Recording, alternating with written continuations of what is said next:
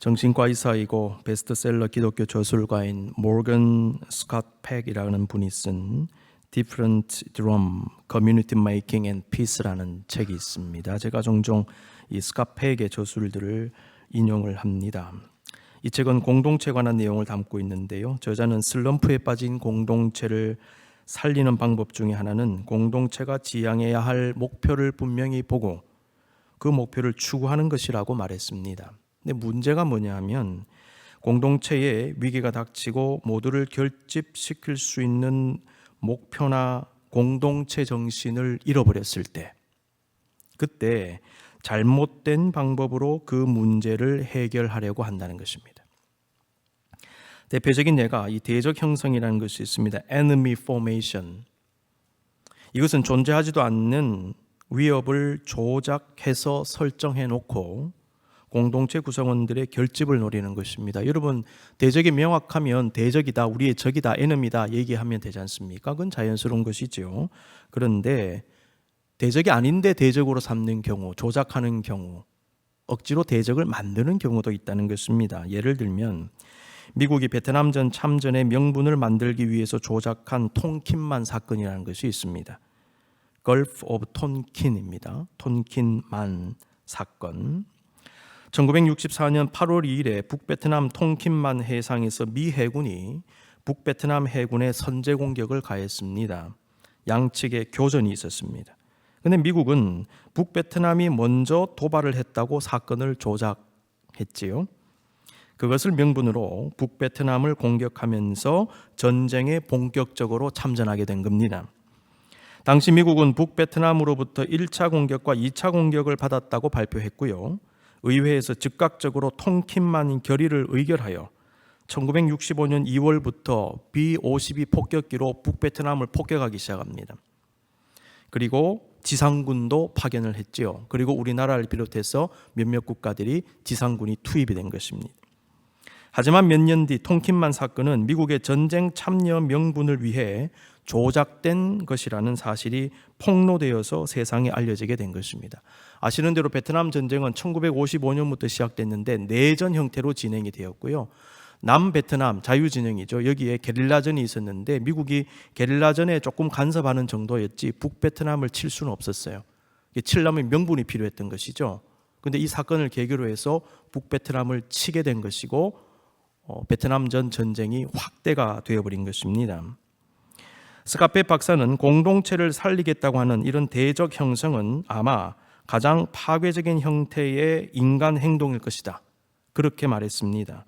집단 부패와 죽음의 증상일 뿐이다 라고도 말했습니다. 그러면서 진정한 공동체를 계속 유지하고 싶으면 언제나 외부가 아닌 내부의 힘에 주의를 기울여야 한다고 조언합니다.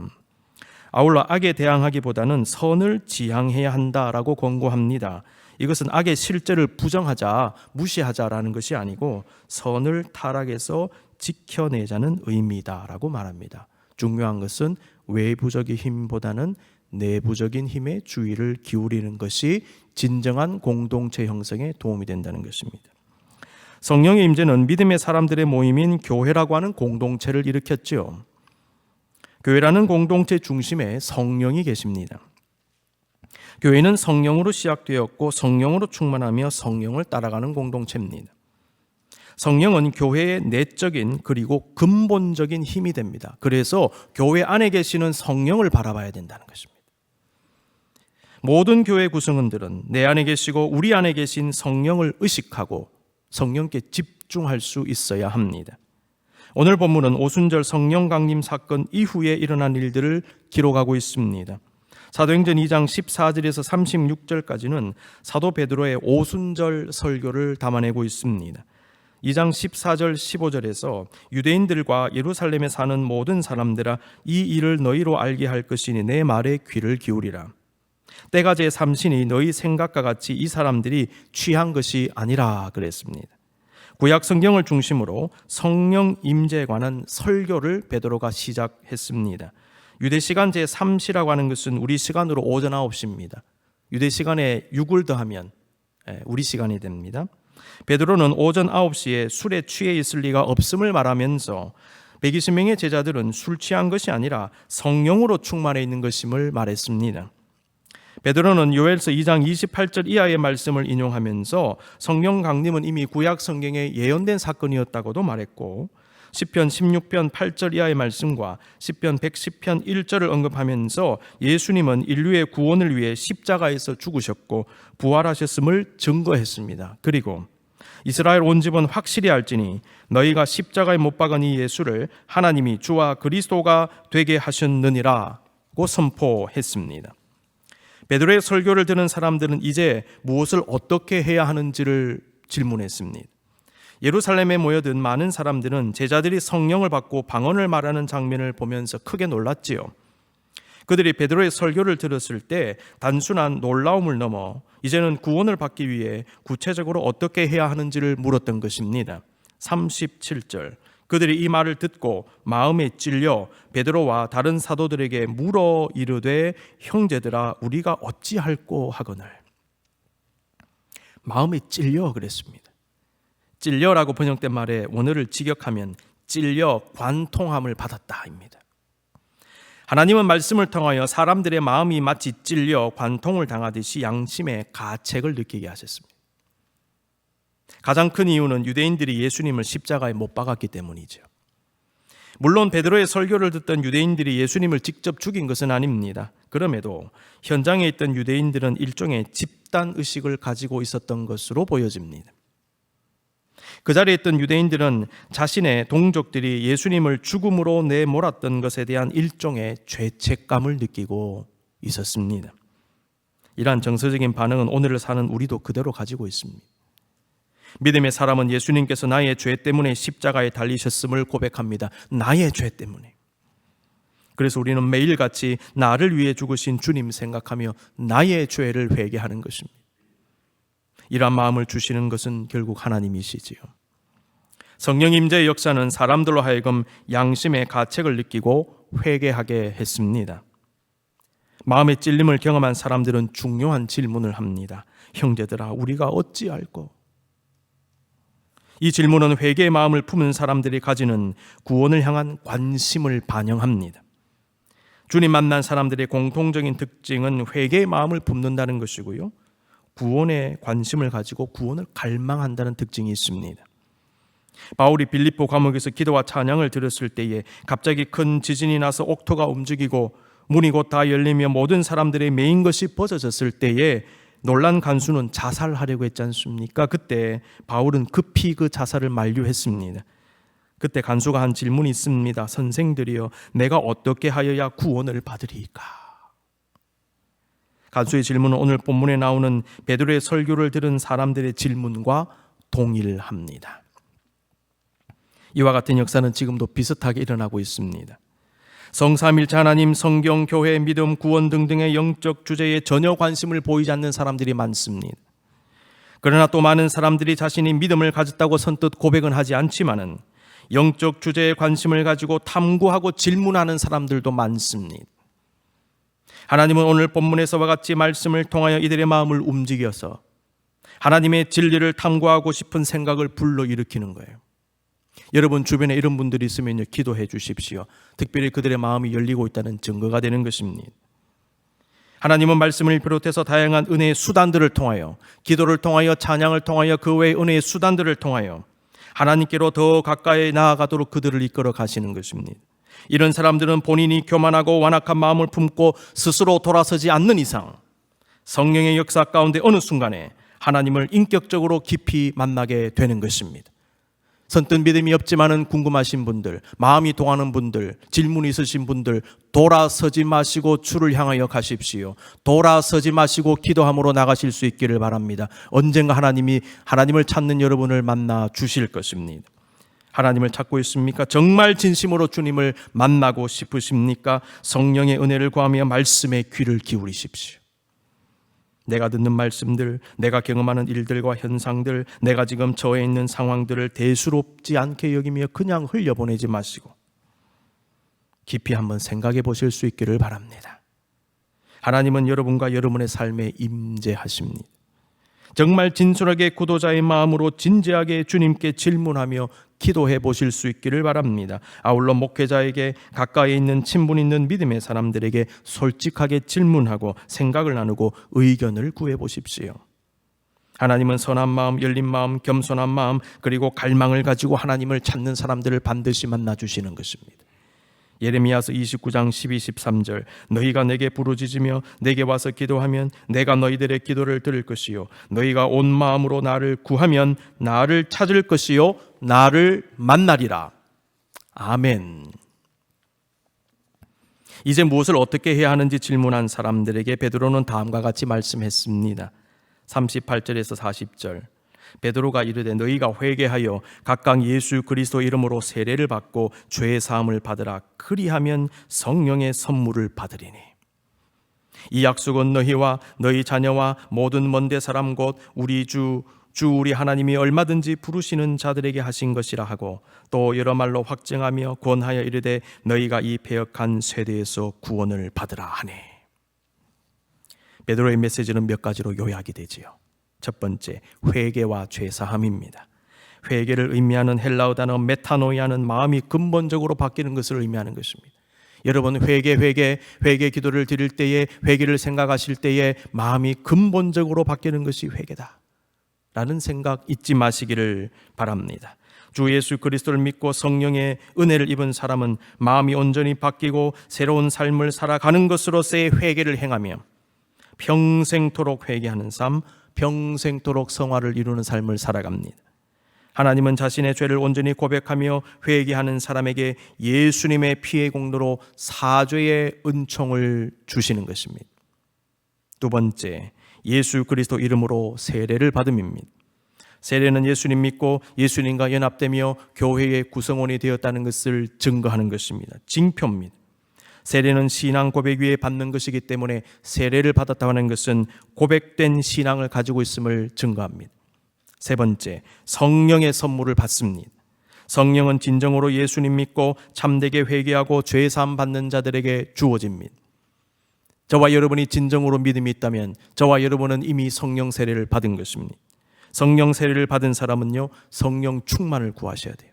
성령은 받았지만 충만의 역사를 경험하지 못한 분들도 꽤 있습니다.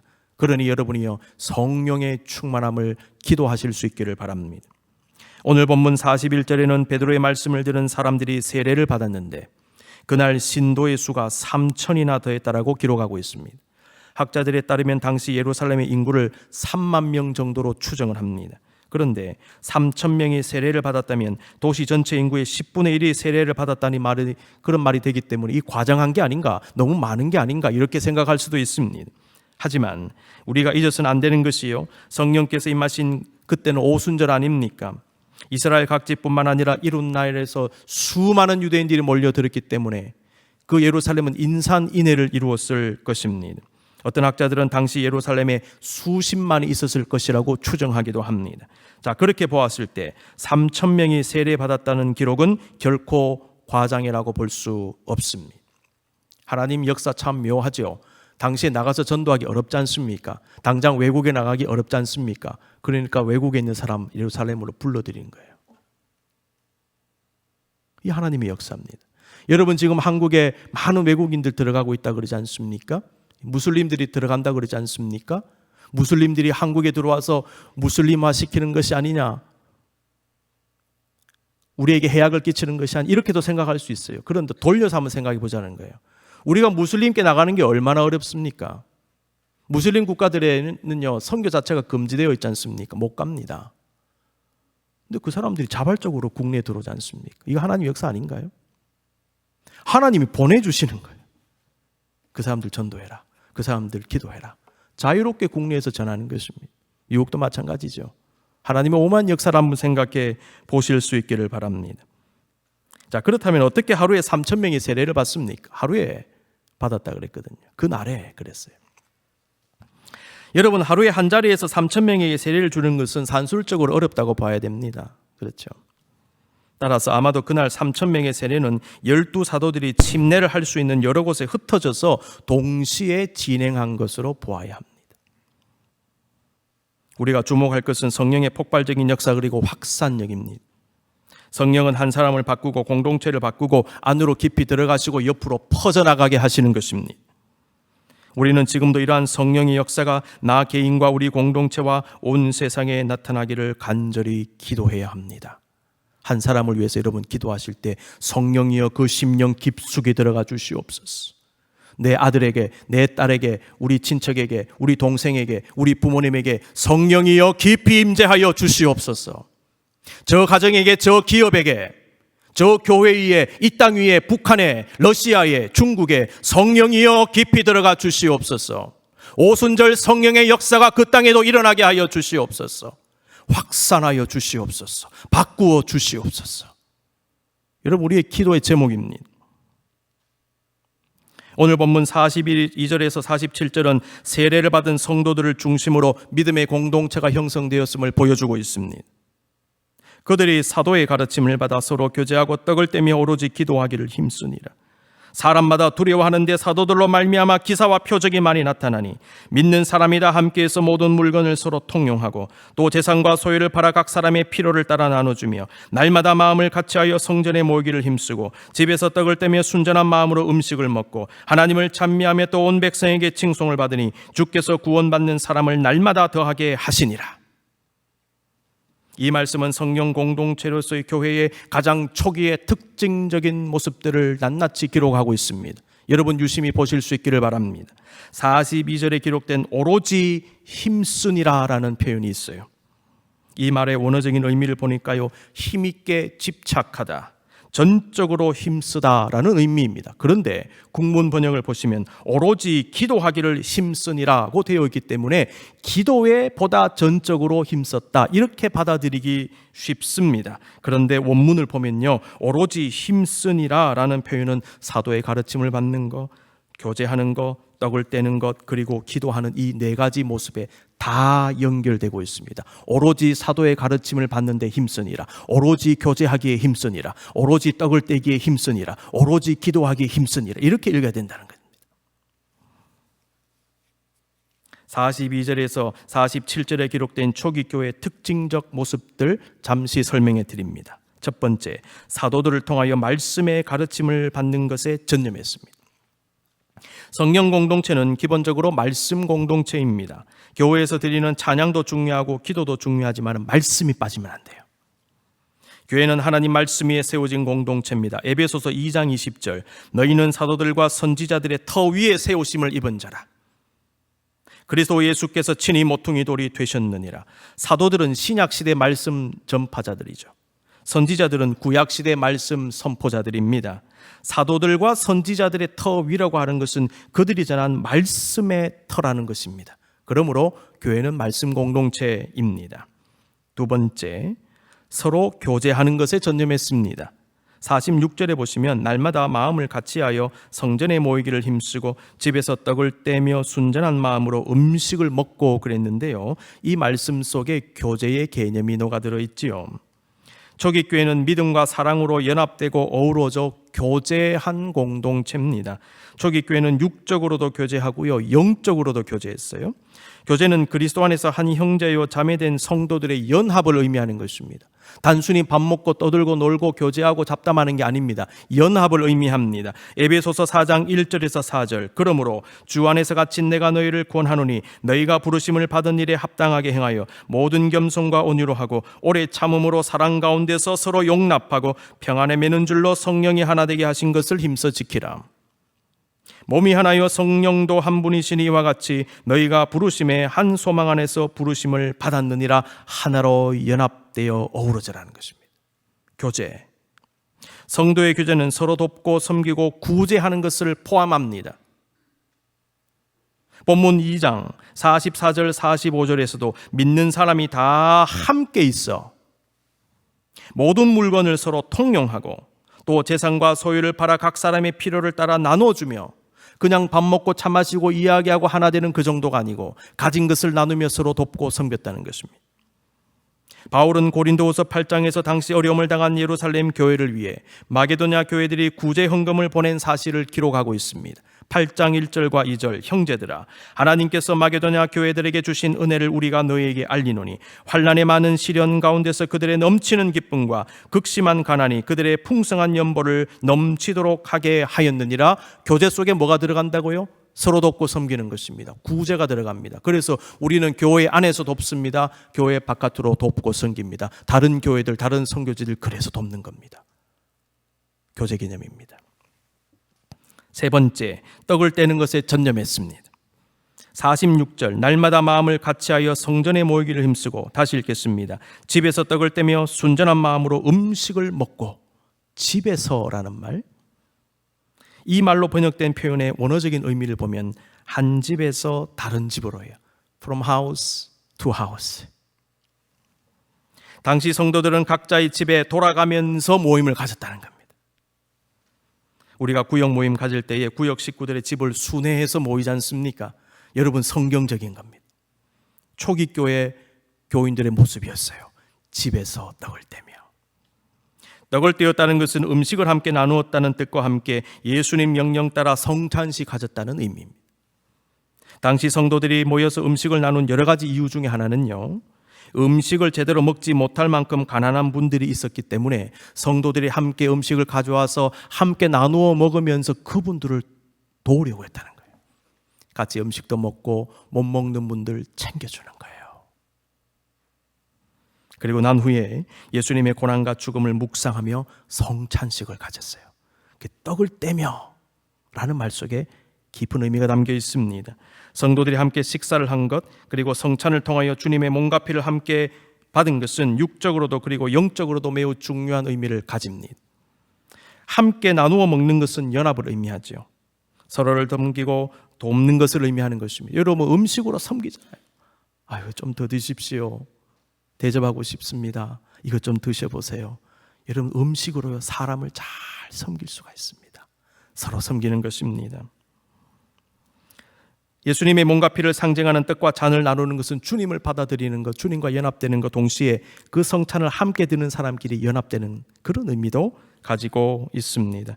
오늘 본문은 우리에게 초기 교회의 핵심적 모습 중에 하나가 교제와 떡을 떼는 것임을 기록하면서 교회 공동체가 지켜야 하는 중요한 요소들을 가르칩니다. 구역에서, 교회에서 음식을 함께 나누는 것, 굉장히 중요한 의미가 있다는 것입니다. 여러분, 기억하십시오. 네 번째, 기도하기에 전념했습니다. 성령 받은 성도들은 가정에서도 기도했고요, 날마다 성전에 모여 함께 기도했습니다. 날마다 마음을 같이하여 성전에 모이기를 힘쓰고, 왜 모일까요? 함께 예배하기 위하여, 함께 기도하기 위하여, 함께 찬양하기 위하여. 초기 교회 성도들은 찬양을 많이 했습니다. 47절 보세요. 하나님을 찬미하며. 성령을 기다리며 전심으로 기도하고 찬양하며 예배한 제자들은 성령을 받은 후에도 그러한 삶을 이어져 갔습니다.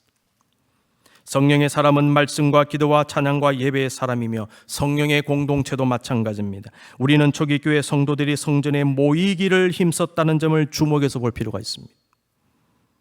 예배는 어느 곳에서나 드릴 수 있습니다. 하지만 기본적으로 성전에 모여 함께 예배하는 것이 원칙임을 잊어서는 안 됩니다.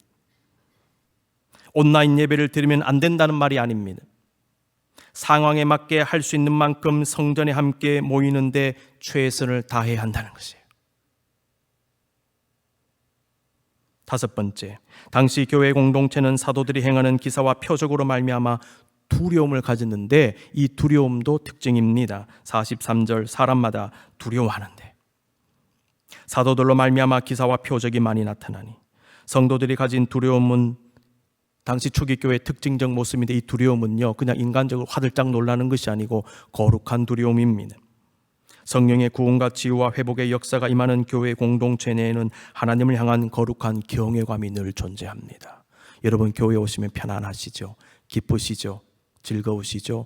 동시에 저와 여러분의 내면에 무엇이 있는 줄 아세요? 무엇이 있어야 되는 줄 아십니까? 거룩한 경외감이 있어야 돼요. 하나님이 계신 곳입니다. 거룩한 두려움이 필요합니다. 우리가 주의 몸된 교회와 예배와 섬김과 봉사를 함부로 여기지 않는 이유는 하나님을 두려워하기 때문입니다. 당시 교회는요, 이 거룩한 두려움이 있었어요. 이거 깨지면 교회 함부로 대합니다.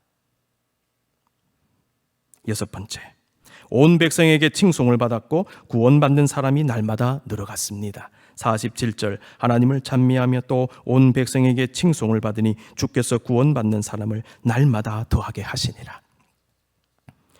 최초의 교회는 위로 하나님께 예배하고 기도하고 찬양하는 공동체, 안으로는 서로 연합하는 공동체, 하나 되는 공동체, 사랑하고 섬기는 공동체였습니다. 중요한 것은 당시의 교회의 거룩한 영적 영향력이 안에서만 머무는 것이 아니라 바깥으로 나갔다는 겁니다.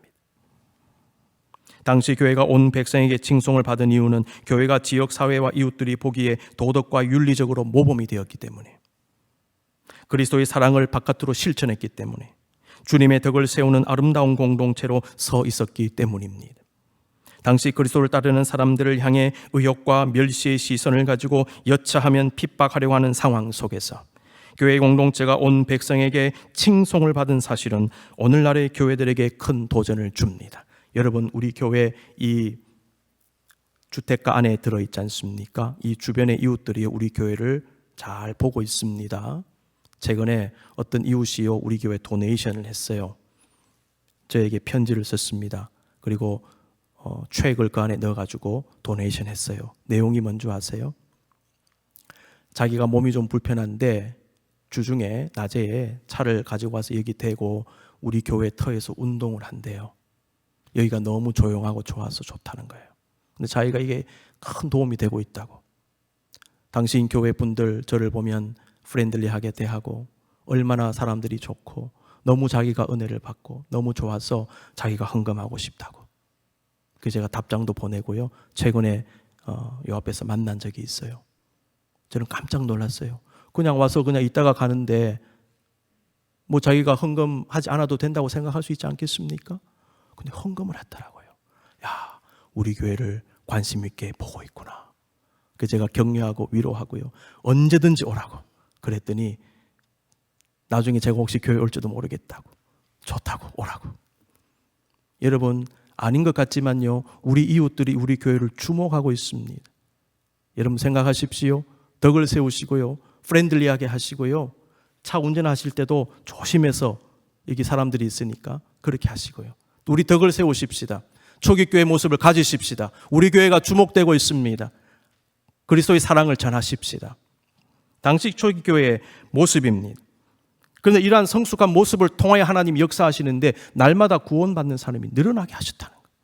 구원은 하나님의 역사지요. 그런데 하나님께서 이러한 아름다운 모습들, 성숙한 모습을 통하여 구원받는 사람이 늘어나게 하셨다는 사실, 아울러 기억해야 할 것입니다.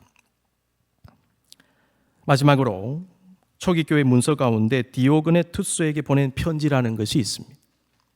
이 편지가 보존이 되어 있는데요, 저자를 확실히 알 수는 없습니다. 그런데 로마 제국 14대 황제인 하드리아누스 황제가 통치하던 AD 130년경에 쓰여진 것으로 추정이 됩니다. 당시 높은 지위에 있었던 디오그네투스라는 사람에게 누군가 보낸 편지입니다. 이 문서가 중요한 이유는 2세기 초기 기독교인들과 교회 공동체의 삶의 모습을 잘 보여주기 때문입니다. 내용이 다음과 같습니다. 그들은 자기 나라에서 살지만 외인으로 살 뿐입니다. 시민으로서 그들은 모든 것을 다른 사람들과 나누지만 외인으로서 모든 것을 견딥니다. 그들에게는 모든 외국 땅이 고국 땅과 같고 모든 고국 땅이 외국 땅과 같습니다. 모든 사람처럼 결혼도 합니다. 자녀도 낳지만 버리지는 않습니다. 당시 자녀를 버리는 사람들이 로마에 많았던 것 같아요. 또한 공동 식탁은 있지만 공동 침대는 없습니다. 성적으로 순결했다는 거죠. 육신 안에 있지만 육신을 따라 살지는 않습니다. 그들은 세상에서 세월을 보내지만 천국의 시민들입니다. 규정된 법률에 복종하는 동시에 자신의 삶을 통하여 법률을 넘어섭니다. 모든 사람을 사랑하지만 모든 사람에게 핍박을 받습니다.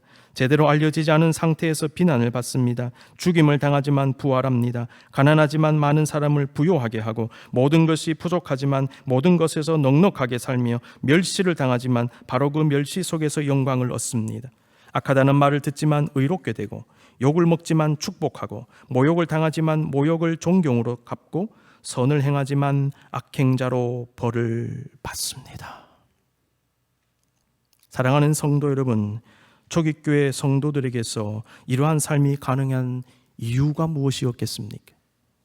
그것은 구주 예수 그리스도를 향한 확고한 믿음, 그들에게 임재하신 그리스도의 영인 성령의 역사, 그리고 주의 은혜 가운데 최선을 다해 그리스도를 본받기 위해 몸부림쳤기 때문입니다. 그렇습니다. 진정한 성령의 사람이 그리스도를 본받는 삶을 살게 되고, 진정한 성령의 공동체가 그리스도를 본받는 공동체가 되어갑니다. 눈을 감으실까요? 여러분, 성령의 사람, 성령의 공동체는 주님의 부르심을 받은 그 자리, 자신이 서 있는 그 자리에서 예배합니다. 그리고 예배하듯이 오늘을 살아갑니다. 성령의 사람에게는 내가 서 있는 바로 이 자리가 성령의 자리고요, 예배의 자리가 됩니다. 그 이유는 주의 성령이 지금 나에게 임재해 계시고 나와 동행하시기 때문입니다. 내 안에 계신 주님을 바라보십시오. 우리 안에 계신 우리의 진정한 힘이 되신 성령을 바라보십시다. 우리에게 성령의 충만함을 주시옵소서. 성령으로 거듭나는 우리의 가정과 우리의 기업과 우리의 교회와 나 자신이 되게 해 주시옵소서.